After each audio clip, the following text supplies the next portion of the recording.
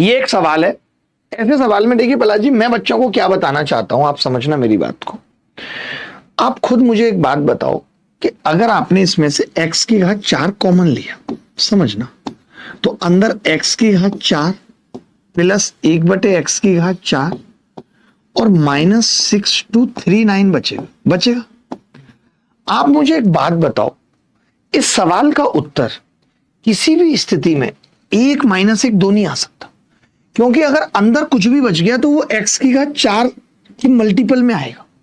कैसे पॉसिबल है? यानी सवाल का उत्तर या तो 0 पॉसिबल है, या फिर 2x की घात 4, 3x की घात 4 ऐसा पॉसिबल है। तो ऐसा सवाल जब भी देखेंगे तो हम समझ जाएंगे कि कॉमन लेने पे ये चीज इससे कटेगी। ये सवाल तभी बना है, नहीं तो ऐसा सवाल ही नहीं बन सकता।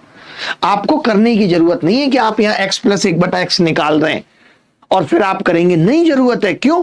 क्योंकि अगर x की घात 4 + 1/x की घात 4 की जगह मैं मानता हूं कोई भी वैल्यू बच गई, कुछ भी ऐसी जो ये नहीं है, सुनना मेरी बात को, कुछ भी वैल्यू बच गई जो ये नहीं है, मान लेते 62 40 आ गया, तब एक बचेगा, उत्तर x की घात 4 आएगा। यानी उत्तर या तो x की घात 4 में आएगा या 0 में आएगा, ये हमें समझना है।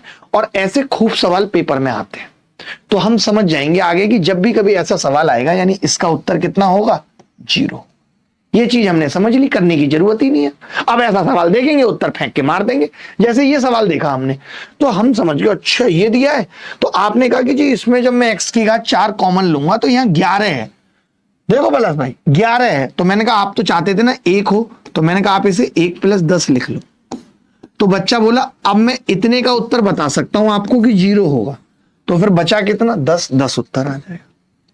क्योंकि मुझे पता है ना x की घात 4 कॉमन लूंगा तो वो चीज 0 हो जाएगी, 10 बच जाएगा।